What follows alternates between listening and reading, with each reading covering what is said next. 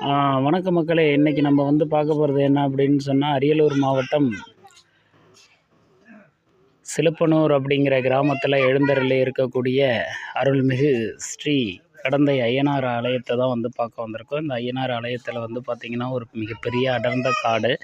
இந்த அடர்ந்த காட்டில் பார்த்திங்கன்னா மிகப்பெரிய பழமையான ஆலமரம், பாலை மரம், பிராந்த் மரம் மற்றும் ஆத்தி மரங்கள் எல்லாம் நிறைந்து அடர்ந்த கருங்காடுகளாக சூரிய ஒளியே வர முடியாத ஒரு இடமாக இருக்குது. சூரிய ஒளியே சூரியனே வரணும் அப்படின்னு சொன்னால் ஒரு பர்மிஷன் வாங்கிக்கிட்டு வரக்கூடிய ஒரு இடமா இருக்குது. இந்த இடத்துல பார்த்திங்க அப்படின்னா